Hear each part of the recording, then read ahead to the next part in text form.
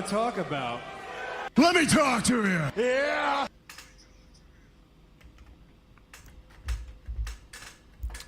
Throwdown Nation, what is going on? It is a Friday night.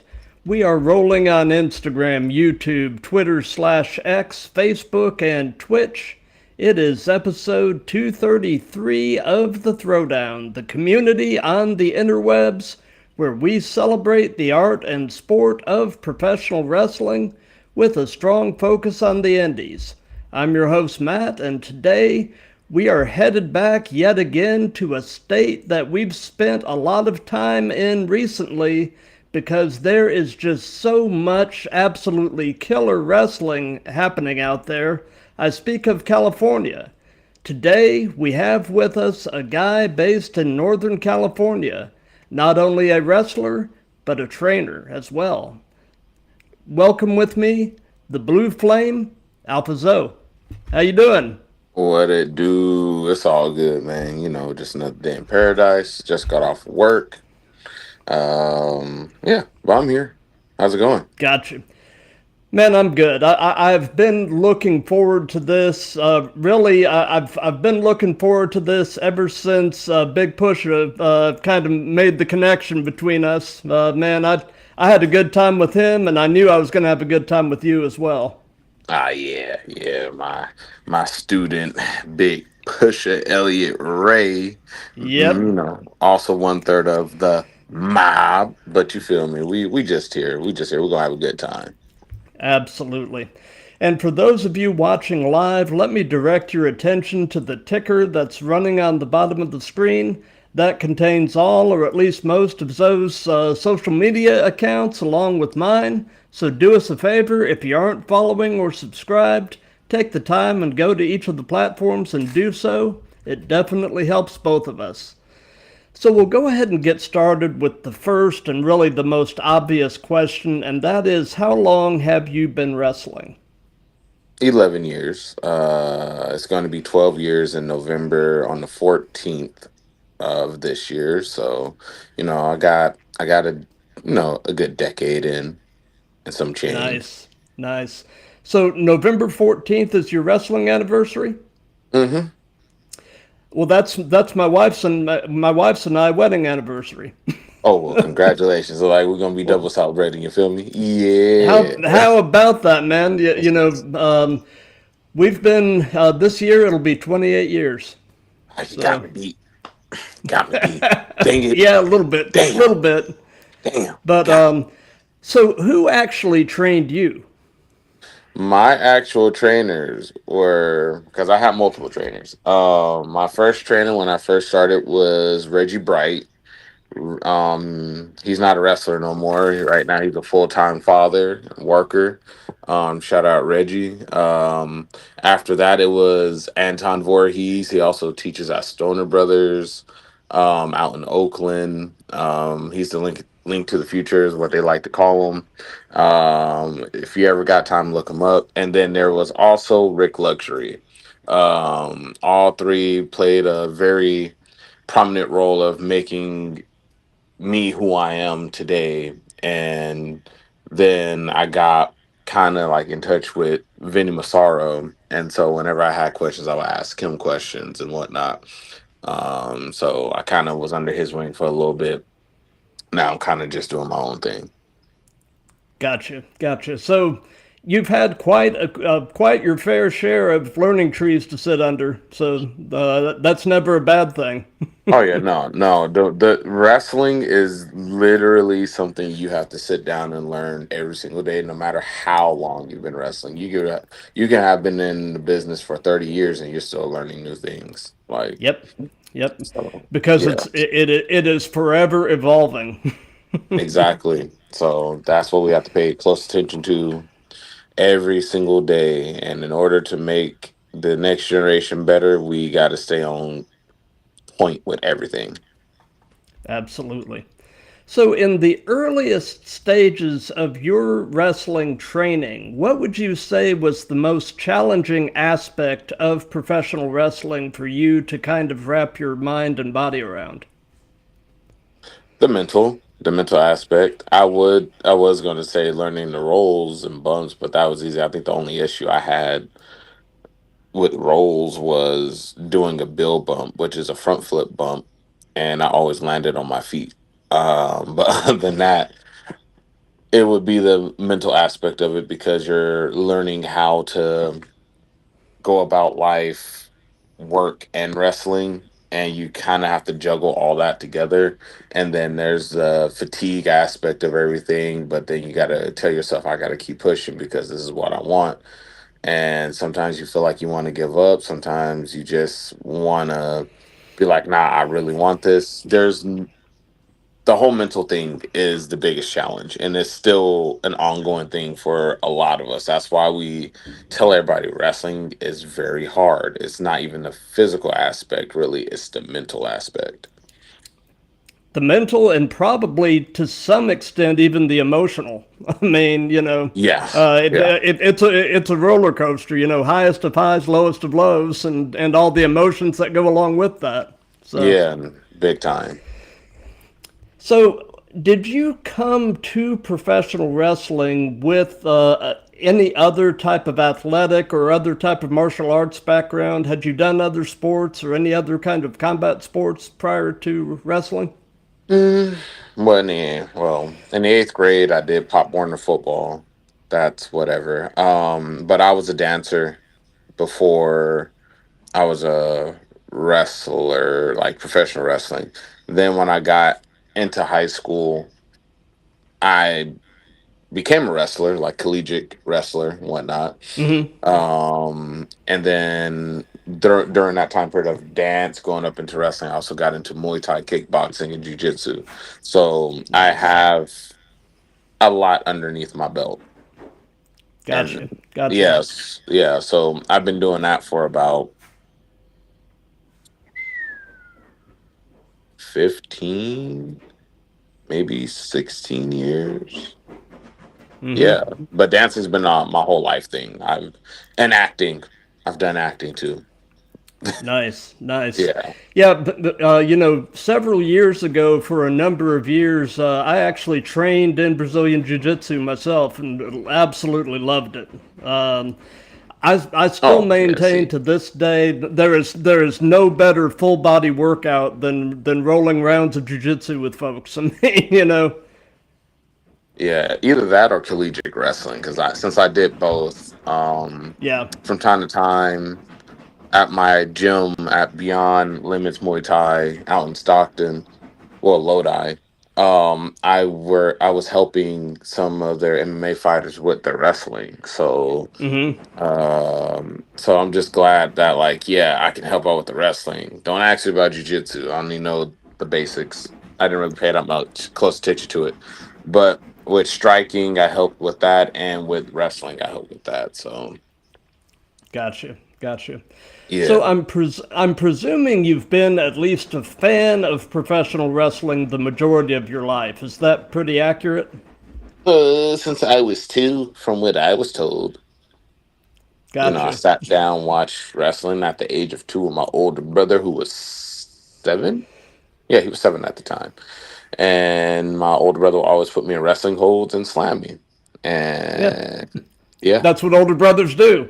I mean, yeah, but he didn't have to slam me so young in my life, but he well, just chose to. But now I'm yeah. bigger than him, so there's Well, that. hey, but what goes around comes around. Yeah, yeah, he don't like it, but at the same time he loves it. He knew I was going to be Yeah, the little big brother, as he likes to call me. gotcha. So, what is your actual earliest wrestling related memory? My earliest wrestling memory was me being a luchador. Nice. If it would never go away because I was legitimately the eighth variant of poetry in motion haiku. So we had I think it was like a black and gray Ultimo Dragon mask, and you had to wear these very baggy pants and a shirt that was like a sash. And I was like, man, what do you mean I'm the eighth? I was like, you're the eighth. this is something that we got to pass down to everybody. We're like, Yeah. okay, I guess I'm a luchador, so I'm learning lucha throughout my time, and I was just like, man, am I even going to use lucha all the time like this? Obviously not, but that was that. Got into a what is it, handicap match, got squashed, did a rumble, made it to like the final five, got eliminated, and yeah, so just being a mass wrestler was hilarious. I didn't even have the dreads at the time, so that says a lot right there. Yeah. Yeah. So, how did you end up having the opportunity to start training yourself? Start training other people. That is. Oh, training other people. Yeah. Yeah. Oh, okay. Well, I had just came back from Japan. I did a 3 month excursion over there with Marvelous Pro Wrestling because I had did a tryout and I won the tryout. God bless that. And after I came back from that, Oasis was created. I wasn't really like up to date with Oasis like that at the time, like fully. It wasn't really in my mind to be a trainer, but as I started going and started like helping the new generation of kids that was coming from there, I was just like, I mean, hey, let's do business. And then they were just like, yeah, we would love to have you as a trainer because the students seem to take a liking to how you train and how you talk about things. I'm like, well, at this point I am here to help. Like I was just really just trying to make sure I kept my reps coming in with training, but helping the new generation seems like a better fit for me right now. I still train myself, don't get me wrong. I still do training Right. and Of go to other course. places, but other than that, helping the new generation or even like talking to all these other students that are coming up, I feel like is a blessing in itself. Absolutely. Speaking of that, looking over at the Instagram chat, Elliot Ray just showed up and he says, "Oh, I think I saw this guy before." Oh, oh, me too, man. I can't put my finger on it, but he looks very familiar. Yeah. Very familiar.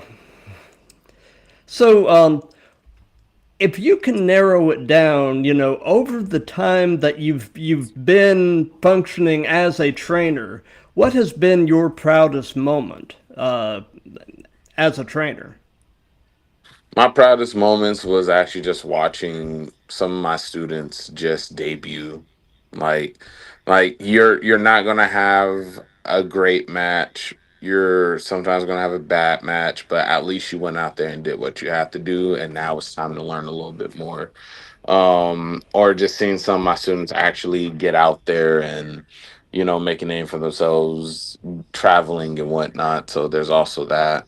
Um, but at the end of the day, it's just seeing them progress and not digress, as like most people would say. But I feel like a good chunk of them do a lot of progress nowadays. Absolutely. Um, he actually just said the first day you showed up, there was a literal pile of students trying to get their wind back. He says he'll never forget it. So I had them do a cardio drill that I did in Japan, and all they had to do was just do it for like a minute and 25 seconds. That's not that long.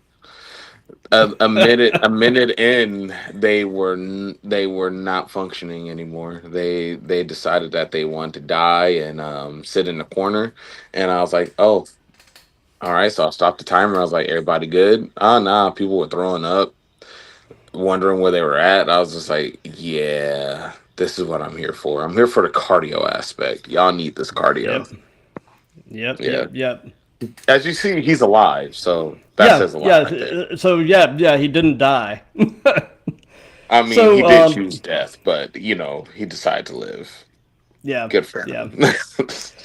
So, obviously, the physical side of this is all extremely important. So, tell us a bit about your gym routine and, in your mind, At this point, what would you say are the most crucial exercise or group of exercises for you to keep in ring shape with?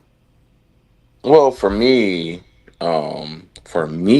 because everybody's different, I do a 4 day split. So my first day of working out is usually a push day, which involves a decline on dumbbell press, chest press, um, tricep pull downs, uh, overhead tricep dumbbell press, and there was something else. There's something else I'm missing. I know I'm missing something.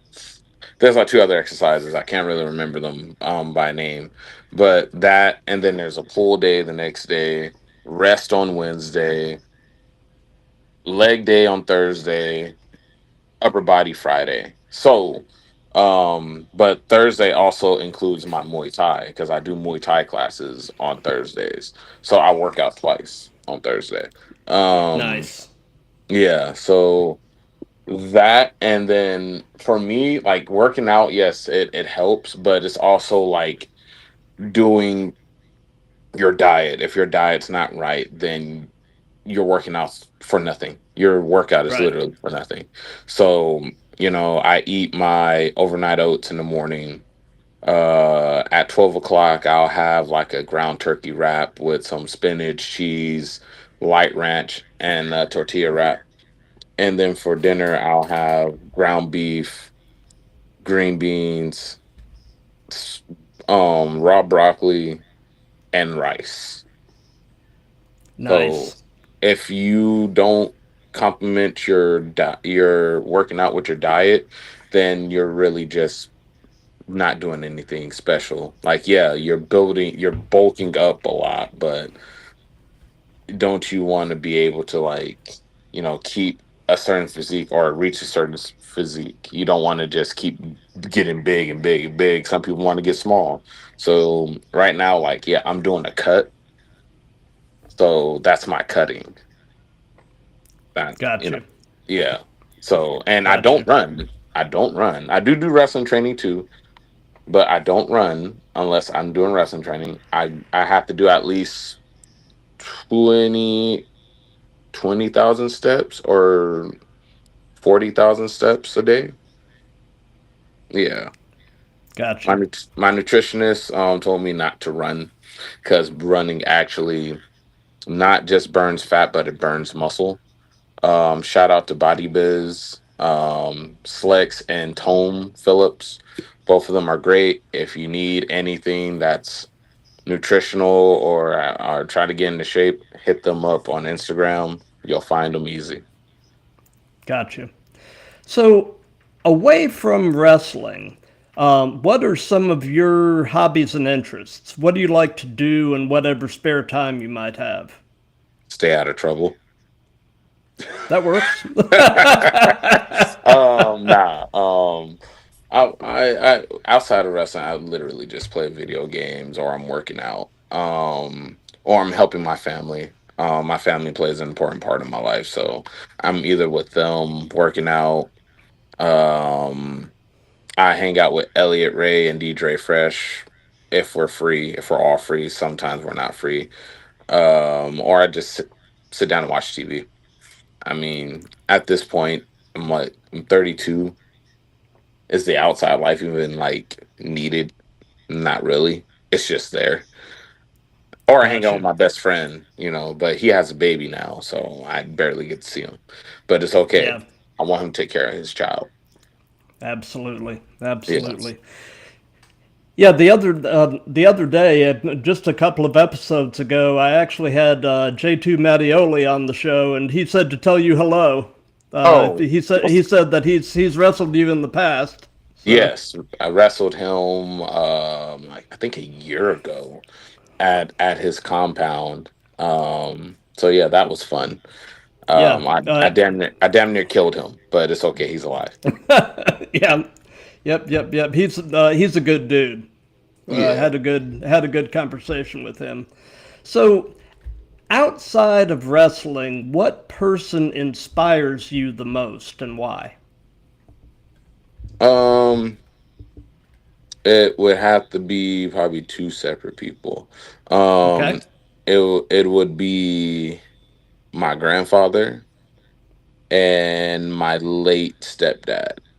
Um, they worked very hard to keep the family like afloat and not stressed out or anything. Like they worked very hard, working multiple jobs, fixing cars for money and just trying to achieve happiness and whatnot. And I'm trying to do the same thing. You know, they both raised me because uh, my actual biological dad was in jail for most of my life. So with that, my father figures were really just those two.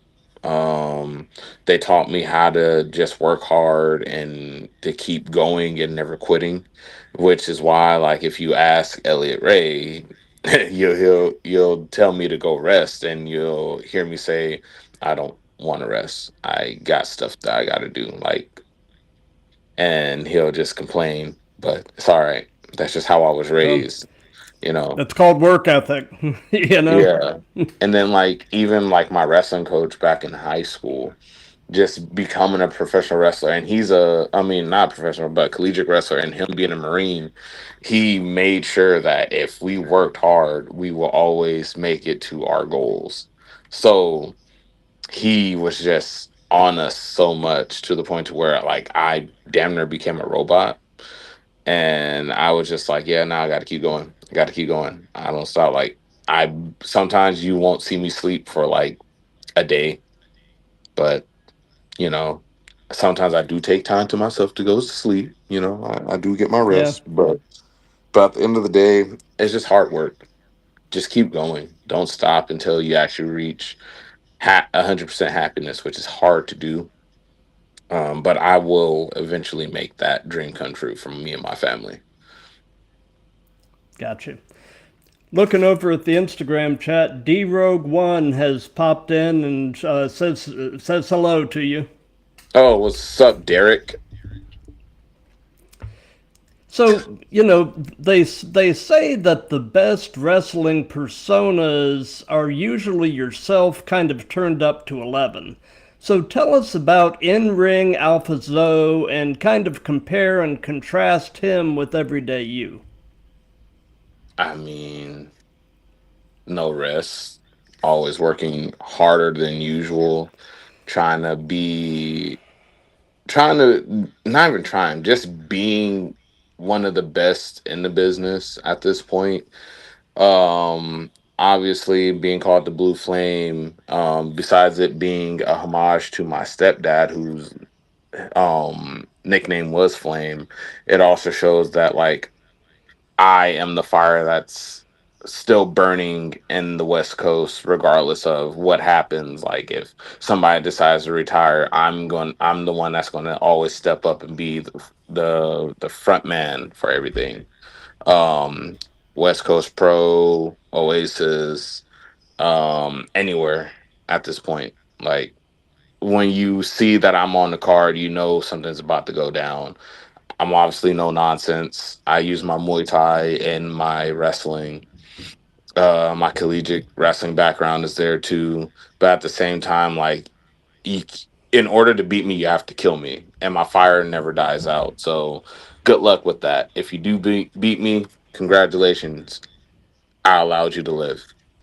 That's it. Gotcha. Gotcha. So, you know, over the 11 years that you've been doing this, if you can narrow it down, what would you say is your favorite match that you've been a part of? There may be more than one, and that's fine. Favorite match. All right. There's three. There's three Okay, in particular. Um, Actually, four. Might be four. I'll go down the line. go My for favorite it. match that meant a lot to me, because these actually mean like a lot to me. Um, was against Leo Rush at West Coast Pro. Now this was my first singles match at West Coast Pro in like a year. So it was a big deal. This was just showing, like, this was just a showcase, like, to see, can I run with the big dogs now at this point? Like, is he really all the hype? And then that night I wasn't expecting to get streamers, but people threw streamers during my entrance, and I was like, oh shit. All right. So obviously, with Leo Rush being, WWE at one point WWE bound, and they come back to the Indies, it was just like, oh, Zoe's probably gonna lose. People were like, it's gonna be a good match, but we know Leo's gonna get over on Zoe, and then I shocked everybody with a win. And it was Nice. very, very emotional because my family was there. Um, I got a standing ovation for the match because you could tell the story was literally cat and mouse, but can this new uppercomer actually be a threat to everybody else or be a threat to Leo at that point? So that one always is big in my heart, like every single day. Like I wish like I can go back in time and watch that match in person myself instead of just wrestling. But so there's that one. I think my first match in Japan plays big in my heart. Actually, my second match, because the second match I wrestled in Pro Wrestling Noah. Um, the team was just like a dream team. It was literally me, Vinny Massaro, Timothy Thatcher, and Thatcher's partner Saxon, and we went against like four of the Noah like originals out over there for Monday Magic. I had to look back at the names again, but I know it was like Akimiya or Q. I gotta remember. When I get the names, I remember it and I'll send it to you. Okay. But just being part of Pro Wrestling Noah on my excursion out there was just great, and I loved every minute of it. Like I miss Japan. Like eventually, I'm gonna end up going back, but man, yeah, nah, that was just a dream team. I loved it, and we made it on a magazine cover. I was like, yes, we did it. Nice, nice. Um, And Timothy Thatcher's amazing. I mean, oh I yeah. I love I love watching that guy wrestle. I mean, See, he keeps dodging me. He doesn't want to wrestle me. okay. He keeps dodging me every time. Every time we're in the locker room, I'm like, all right, man, we gonna wrestle right now. He's like, no, Zoe, I don't want to wrestle you. Um, he's dodging me. Stop dodging me, Timmy. Um, the next match, ironically, it holds a special place in my heart just because it was teacher versus student. It had to be me and Elliot Ray going 1-on-1 for the first time, and it was funny Nice. because that match was setting up a story that was coming up later on for Oasis Pro. I was just setting things up at that point, but I knew he was nervous, and I told him we gonna be all right. Your peoples are here to see you work, and I'm gonna make sure, and we're gonna make sure everything looks amazing. He fought for his life. I tapped him out though with a heel hook, but it's okay. Like he made me proud that night. To me, Yep. that was his graduation match. Nice. And then my last one, so I can stop yapping and we can get on to the next one, is me versus Travis Williams because me and Travis beat the shit out of each other. He was technical. I came hot with just nothing but fire and heat, and you could tell that match we really was trying to figure out like who's the better man. Travis won, but it's okay. I can't win all of them, but it's fine. Sometimes I gotta lose to humble myself. You Of know. course, yeah. You can't win Oh them all. yeah. Well, you could, Also, but honorable mention. Actually, I'm just gonna put them on the list. Me and Cozone in Vegas just this past April. Great match. nice. It's on YouTube. If you got time to watch West Coast versus the World in Vegas, watch it. We are match one, and watch Will a do. lot of meat slapping. That's what a lot of people called it. Meat slapping. Yep. Yeah, Yep. yeah, yeah. You were mentioning that first match with Leo Rush. Man, I am really digging this new gimmick he's working right now in AEW. Yeah, it's very different. I would describe it as like Gollum from Lord of the Rings meets a parkour athlete.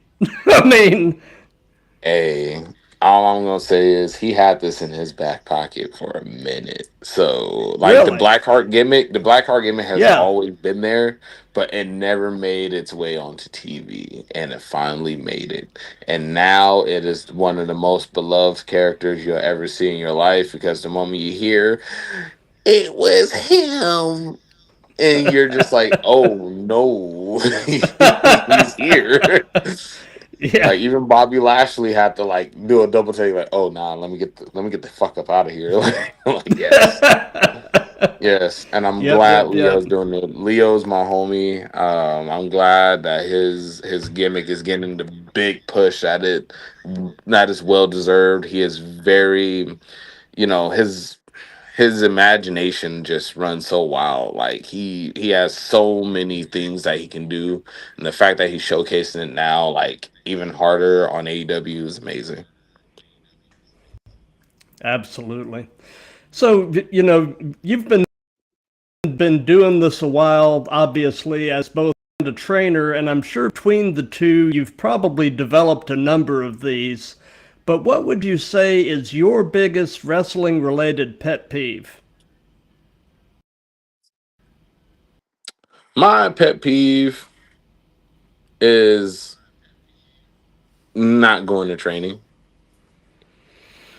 Eh, That's it. If you just don't Yeah, train, like, and you're just out there wrestling and it shows in the ring, what are we doing? Like, why are we here? You This is an art. Like, this is a whole art form. If you're not taking it seriously, just don't do it. Like, if you're like, oh, I can train one day and I'll be all right, and then you are just ass, like, just don't do it. Just don't do it. Don't you do it. Don't you do it. You're about to make me go on a tangent. I'm not gonna go on a tangent. I'm gonna just stop. I'm gonna stop while we're ahead. If Elliot Ray okay. is in the chat right now, he's probably laughing his ass off right now because he knows how I feel about certain things. Like, yeah, he see me bitch and moan about a lot of things. So that right there, biggest pet peeve. If you think one day of training it is okay for you to just wrestle, and you just end up hurting somebody, you are a dickhead. Get the fuck up out of here. Yep, Yeah. absolutely. So, over the time you've been doing this, what would you say has been your most unique or unusual encounter with a fan? You have any funny fan stories? Yes, I Okay. do. What you got? So we're we're at a show, right? It's Okay. me, Elliot, Fresh. I forgot what show we're at. Um, I'm nowhere to be found. I think I'm in the Okay. bathroom or something. I'm in the Okay. bathroom. Someone approaches Elliot Ray and tells Elliot, "Good job on your match tonight." He did not wrestle that night. Ah, They thought he was me. yeah. Yeah. Like that happens so often whenever I do like disappear or if I'm not around, people would think that he's me, even though he's literally a foot taller than me. It's absolutely Yeah. insane. Yeah. Yeah. And I have a Well, beard. He doesn't have a beard. So yeah. what are Well, when Elliot was coming on the show and I put together the promo reel, I accidentally put a short. It was either a clip or a picture of you in there. It's just, yeah. You guys do bear at least some resemblance to each other. just a So, tad bit. Just a tad bit. Enough for people to think that we are the same person, which is hilarious. Oh yep. my lord. Oh Yep, man. I was pretty embarrassed, but it It, happens. it happens. Just remember, everybody, Elliot Ray does not have tattoos. I have tat. Hold on. Tattoos. Me. He does not. He does not. He is a foot taller than me. A foot. I'm telling you, a foot. I'm not Yeah. 6 feet. I am 5'10", 5'9" on a bad day, but still. Oh man. Elliot just said, "Good job on your appearance for ROH." He says to me. Man, listen. That's where we going. We're going to ROH, man. Yeah, Yep. congratulations, Elliot, on your appearance on ROH. You did great, brother. You did great. Proud of you. So, do you have an all-time favorite match as a fan? Is there a match that's just near and dear to your heart that you find yourself kind of circling back to every now and then? 2, Okay. Okada versus Omega 3, Oh yeah. and Kenny Omega versus Brian Danielson at AEW. Yes. Yep. Yes, I am. So Kenny Omega is my favorite wrestler of all time. I don't care what nobody says. This man has it all. He has the charisma. He has a physique. He has the fire behind him. He has the everything. He has everything. Danielson is definitely probably my third. Samoa Joe is my second. Shibata is my fourth. But if you like, since when I first started watching wrestling, Mm-hmm. I didn't know what was indies. I didn't know what an indie was at all. All I knew was WWE, WCW, TNA. I knew TNA existed, but I didn't know nothing about like Ring of Honor or the indies. And then my trainer was like, "Yeah, look up some of these wrestlers." And then somehow I ended up watching a Kenny Omega match, and I was just like, "I like this guy. He's Yeah. he's interesting." And then as time progressed, and like at this time he was in the Bullet Club, it was just like really showcasing that, like, oh, he is probably the best wrestler in that group. He just goes balls to the wall in every match. He makes it make sense. How? I don't know, but he does it. He fucking does it. So there we go. Like, but those two matches, I always go back and watch a lot, Yep. a Yep. lot. Yep. You know, it's funny. Around the time that my son came along, my son is actually 17 now, but around the time he came along, things just got busy, and I kind of quit watching wrestling. And right about 2016 or so, I started hearing about this guy over in Japan called Kenny Omega, Yeah, and I knew we had Access TV, so I started watching New Japan, started seeing Kenny, and Kenny basically pulled me back in, and I started watching everything again at that point. Yeah, and interestingly enough, Kenny had that bout with diverticulitis. Um, yes, uh, that. y- um, you know, I had diverticulitis myself about 10 Ooh, years ago now, and in my case, normally it's a very painful condition, but I never had any pain. I've found out I had it because I had actually the diverticulitis had caused a fistula, which is like an abnormal passage between my colon and my bladder.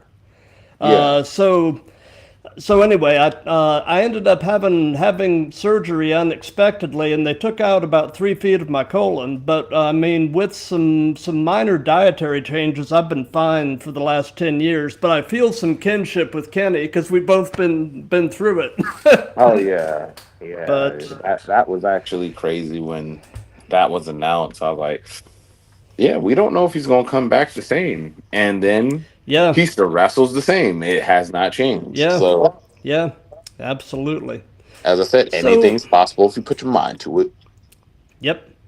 So, this is one of these questions that the answer can literally change almost moment to moment, hour to hour, day to day, week to week. But at this very moment, in your opinion, who are the best male and best female wrestlers in the world? Who's the best man and who's the best woman at this moment? The best male wrestler at this moment. I mean, I would say Kenny Omega just because like even like at his age right now, because he's up there in age, he is still wrestling like he's literally in his early 20s, Yeah. and it's fucking insane. So like to still take bumps like that and take risk is just like, man, you are really just putting it out there. You really just don't care, which is cool because that's just telling me that I probably just need to just do the same thing. Will I? Probably. But we'll see when I get there. Um, and the best female wrestler,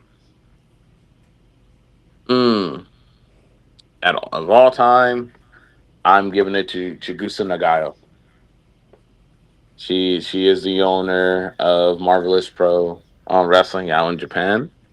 But she really was like deep in a lot of things in Japan, and like her coming up and the stories that I've heard.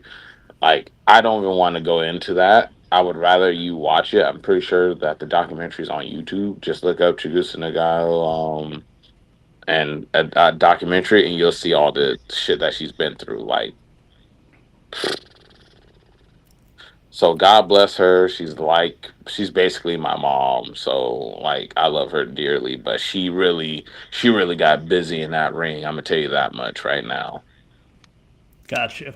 Gotcha. Yeah. You know, a match, I don't know if they ever faced each other on the Indies, but a match that I would absolutely love to see would be Kenny and Seth Rollins. It did happen. Did it? But Seth Rollins was not Seth Rollins. He was Tyler Oh, Black. Tyler Black? Yeah. Yeah. But now I think if they were to wrestle now, it'd be a little different. So Probably. Yeah. so I would like to see Seth Rollins and Kenny Omega, not Tyler Yeah. Black and Kenny Omega. So yes, I'm with you on that one. I'm Yep. with you on that one Yep. Yep. Yep. wholeheartedly. So, what is your favorite move? What is something you just really enjoy doing? And on the flip side of that, is there a move that you won't do or you would at least rather not do? And that can be either giving or receiving. Boom, boom. I love. I have two moves I love to do. It's either going to be the lariat or the sidewinder. Those are like my go-to moves of all time. Like if I'm ending a match, it's either with a sidewinder or a lariat. If you don't know what a sidewinder is basically like you're picking them up for a back suplex. You kind of pivot a little bit and then you throw them that way. It's like a tour of the islands, but the move originated not with Jeff Cobb because Jeff Cobb does it as well. It originated with Kevin Steen when he was in the Indies. And so when I saw that, I took the move. The lariat, it's a lariat. Like Yeah. Yeah. I'm just throwing the hammer at you. Like fucking die. It's okay. And what move will I not take? Do I not like? Will not give or take a Canadian destroyer? You know, that has been the most frequent answer to that question that I've had on the show. Nobody wants to take destroyers. I I mean, mean, for me personally, I mean they're going to just be like kick out. Fuck that. I'm landing on my neck. Why would I be able to kick out? I am now crippled. I am yeah. not. No, no. That move ends me. Like logically, that move actually ends my whole career if I really think about it. So no. And will I ever do it? No. I've never done one Canadian Destroyer in my 11 years of wrestling. I was asked if I can do one, and I was like, nope, I'm not doing it. No. No, no, no, no, no, no, no. And if I do take one, I'm rolling to the outside. Fuck it. Fuck Yep. it. That's it. I tell you, as an older guy who grew up back in the territory days and was watching wrestling from the early 1980s forward, one of my favorite lariats was Stan Hansen. Oh yeah, he Yeah. paved the way. Him and Kenta Kobashi paved the way for that. Yep. Yeah, they Absolutely. nasty lariat. Stan Hansen really was just laying them in, and I believe Stan Hansen was blind, so Yeah, yeah. I think he was legally blind. Yeah. and he still threw it. And yeah, that hey, if you said yes to that, congratulations, you'd have played yourself. So it's okay. Um, yeah, him and Kita Gabashi, best lariats in the business, and one call Manders. I give a shout out to my homeboy Manders. He's up there with them. Absolutely. Yeah.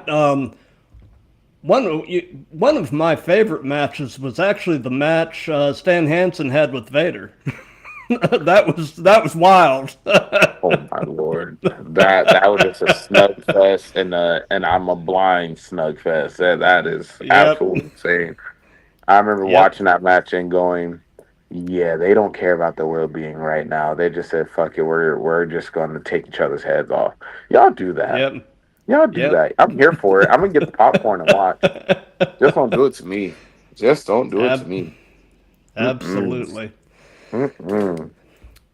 So you've been doing this long enough that I'm sure this applies to one degree or another. So I'll ask you what hurts right now, or maybe should I ask what doesn't hurt? Everything. If we're gonna be real, my left knee is probably the most like injured thing I have, but that's neither here or there. I have two torn rotator cuffs. I have two broken big toes.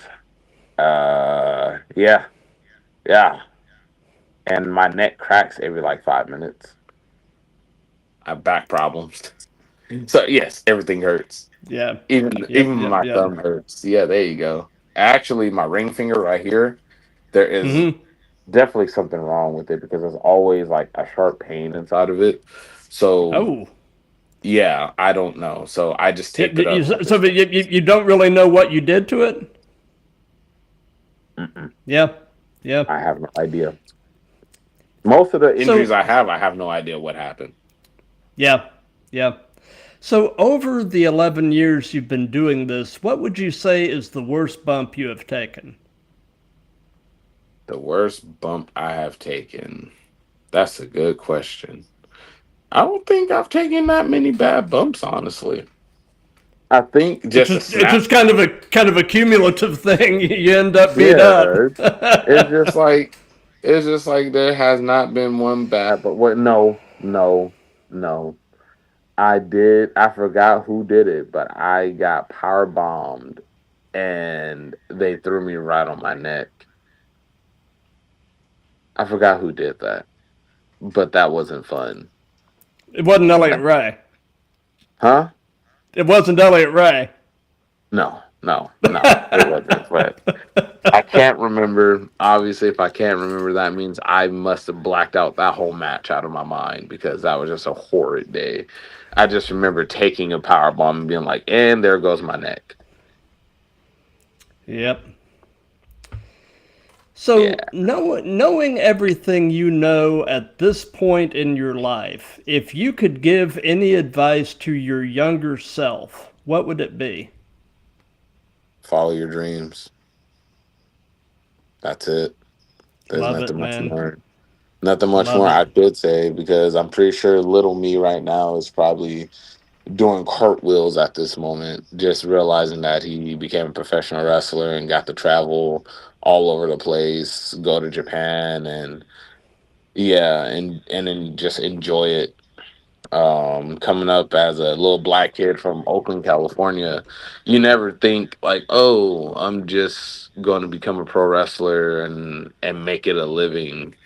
Nah, for the most part, from when I was growing up, being a street hustler was like the main thing, and or robbing people, selling drugs, all that.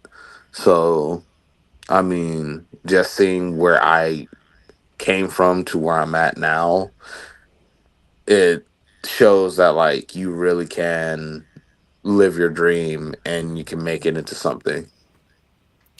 Well, you've got a lot to be proud of. Yeah, I appreciate that, man. I'm doing my best, trying to make everybody proud. Trying to make everybody So, proud. so do you have any pre-show traditions? Any things that you try to do consistently before you walk through the curtain? I just take a deep breath and close my eyes for about 10 seconds while my music is playing. I calm my mind really because once I get out there, I kind of become a whole different person. So I allow myself a moment to just take in what I'm about to do and then I lock in. Yep. Flip the switch. Yeah, literally. Because when you see me out in public and then you see me wrestle, it's two different people. Yep. Yep. So, give us a quick rundown of your gear bag. What all do you carry in your gear, and do you carry anything unique or unusual? My gear bag, obviously my wrestling gear. I usually bring about two pairs of gear every weekend wherever I go. KT tape right now because of my knee, some wrist tape, some deodorant, lotion, and then one moment. This is out my gear bag, but I usually take this with me too. It's a cross. This cross right here. Nice. So this cross is actually my dad. His ashes are actually inside of here. He usually goes everywhere with me. So this cross goes with me everywhere I go because at the end of the day, he was like a big wrestling fan too, and just for him to see me become what I am now made him very proud, and he was very adamant on me following this dream. And he went to my match against Leo, my match against Jeff Cobb, and he was just always hyped about stuff like that. So I bring it with me everywhere. Love it, man. So, something that we've done in all of these that's just been kind of fun is we let the current guest ask a question for the next guest. And one of my recent guests was another California guy, Danny Devine, Mm.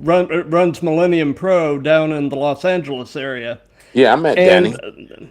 yeah, Danny's another good dude. The question that he asked is if you had what you knew was going to be your last match, who all would you want to be in the audience? Honestly, for me, it would be my family and everybody that had literally watched me become the mass wrestler to who I am now. So I just want to be able to give back to everybody that was there from day one. Like, no one really specific, just everybody that has been there since day one. Gotcha. So, since this is part of a series, do you have a question you would like to ask the next guest? Okay, let's see. My question is, um, let's see, let's see. If you had a ladder match, who are the five other opponents you would love to be in a ladder match with you? Yeah, let's just go with that. Let's go with that. I'm here for it. Nice, nice. How would you answer that? Me, I don't do ladder matches, but uh shit. Give me I want all the crazy people. Give me Jeff Hardy, Rob Van Dam, bring back Sabu, Shelton Maybe Darby Benjamin. Allen. Yeah, bring in Darby Allen, and you know what? Give me Tommaso Ciampa because I know he goes hard in the paint in the goddamn ladder matches. I watched the WrestleMania. I watched WrestleMania. Him or Johnny Gargano, one of them. Yeah, Yeah, actually no, scratch that. Give me Ricochet. There we go, Ricochet. that'll work. Yeah, That'll work. that definitely worked. So, Before we wrap all this up, I've got a couple of additional things. One, do you have any upcoming shows or anything at all that you'd like to give some hype to? Um, this well, literally the fucking tomorrow. Tomorrow I'll be wrestling at in Washington, Seattle, Washington for Oblivion Pro. I'll be defending my Oblivion Pro Heavyweight Championship against Ocean Avery. There's that show next week. I might be making an appearance at the Dragon's Den out in Lodi. We will see. I might pop up on individuals. We also got Oasis Pro that next day on Saturday out in Benicia. Then we also have Oasis Pro again in Vallejo. So those are my up and coming shows. Those are my four up and coming shows right now. Also, I will be facing Ocean Avery again at West Coast Pro next month. And I will also be wrestling Tim Bosby for West Coast Pro as well for Cruel Summer. So if y'all can get West Coast Pro is going to be on YouTube. You can watch the shows on YouTube. Oasis Pro will be on YouTube as well. Go ahead and watch it there at Oasis Pro, West Coast Pro. Oblivion, they don't stream their matches yet, but they do put them on YouTube, I believe, a week later. So yeah, yeah, yeah. Gotcha. Gotcha. Well, before we wrap this up, I want to actually take a quick run through the Clash in Italy card for Sunday and get your predictions on the five matches. Okay. So here we go. Just a second. I'm just gonna change this slightly. There we go. Okay. So they have not released the match order, to my knowledge, but I just went ahead and kind of put it in an order that seemed logical to me. So we've got Cody Rhodes defending against Gunther, which is interesting. Who you got? DQ. Yeah, I could see that. Uh, They will definitely save Gunther from taking an L and Cody for taking an L. It's going to be Sammy that's going to run in on that it. makes sense. That makes sense. Yeah. Becky Lynch and Saul Ruka. Who you got? Um, mm, they might give this one to Becky so they can run it back at a bigger pay per view. Yeah. I would love to see Ruka win, but I don't think that's happening. Mm, Not yet. Not yet. yeah, Oba and Brock, the rematch. you know, I don't see any way they don't have Brock win this one and do a third and deciding one at SummerSlam. my whole thing is this might be a whole nother like double count out, double, or they might double count out situation. They might just be brawling for the most part. They'll fight, do a regular match, and then near the end, they're going to both get counted out. And then they'll be able to run it back one more time Yeah, at SummerSlam.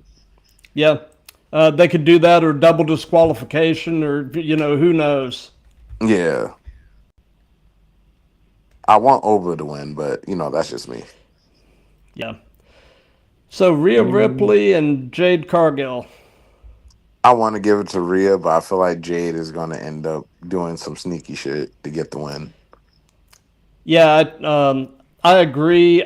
Also, if Rhea were to beat Jade again, this quickly, then the question becomes, what do you do with Jade? I mean, Exactly. So what do we do with somebody with, especially with her stature and size? Like, if yeah, you give her the Intercontinental title, like, all right, cool, she's gonna have it, and then she's gonna run through everybody, and then what? Go after Rhea again? yeah, I know. And then Roman and your boy from Northern California, Jacob Fatu. Actually, my homie, which is even funnier. I've been on the road with Jacob a lot. Um, I'm gonna give it to Jacob. I believe this is gonna be I his think so time. too. I'm with you on that. I think now is really the time to pull the trigger on Jacob. Yeah, yeah. Nah, it's gonna Looks be like we Jacob. lost. Looks like we lost your picture. Oh, it's okay. Well, Oh, okay, that's fine. I thought I'm still here. I still see myself. Oh, well, as long as we can hear you, that's fine. That So, works. so you mentioned that you've been on the road with Jacob some. You know, Jacob seems like a really just cool, down to earth dude. I mean, and I've heard from people that know him that say he's just a great human being. Oh yeah, no. Jacob is an amazing human being. Like whoever has helped him in life, he comes back and give him back tenfold. Um, and just being around him and his family for so long, and always telling him that he was the next one up, and he didn't believe it. Look at him now, main Yep, event and pay per views, like blood, like you're doing it. And every time he sees me when he comes back down here, he always thanks me for always being there for him and everything that I've done for him. Like, bro, I do it because I care. Like you my boy. Like yep. we've traveled to Vegas together, L.A., um, just different San Francisco. Like we've done so many road trips. And at the end of the day, I'm proud of him for even making it this far. I'm Oh, proud of him absolutely. for being able to provide for his family like how he wants to. The whole 7 kids thing is not a joke. He does have 7 kids. This man deserves every penny that he is making right now because he came from the bottom and worked his way up. Yep, yep. A really inspirational story. Yep. Shout out to Journey Fatu, his little brother. Uh Soleil brother. I will yaka you in the back of the head. Yes. Nice, He'll nice. he'll Well, know once he hears that. okay, okay. Well, as far as what's coming up on the Throwdown, this coming Tuesday, June 2nd. Can you believe we're actually almost in June already? This year is just flying. Shit, I'm about to be But 33. yeah, I'll be 57 in September. And well, happy birthday. Well, thank you. You too. You too. Thank you, man. But anyway, this Tuesday at 7 p.m. Eastern, we've got episode 234, and our guest is a wrestler based in West Virginia, but kind of wrestles all over Appalachia, the Dark Child, Chance Prophet. And then next Thursday, June 4th, episode 235, also at 7 p.m. Eastern, and our guest is actually making his return to the Throwdown, a Florida-based wrestler, the Element Shane Evans. It's going to be good to have him back on the show and kind of catch up. It's been a year and change since he was last on, and he was a good dude. We had a good conversation, and I'm definitely looking forward to catching up. So, before we wrap this up, I just want to tell you thank you for taking the time to come on the show. This has been an absolute blast. Hey, I'm glad. I'm glad to be on the show, and I'm glad you had a blast. I do my best to be myself and as entertaining as I can. I know you know, I'm kind of monotone from time to time. You feel me? But at the end of the day, I gave you authentic me. Well, Mm, you know, mm, nobody can mm. ask for more than that, brother. That part. And That part. as far as for those of you that have been watching this live, thank you. For those of you that'll be seeing this on replays and such, thank you for that. If you like what we've got going here, definitely do the old like, comment, share, and subscribe. And until this coming Tuesday with the Dark Child Chance Prophet, be good to each other, love each other,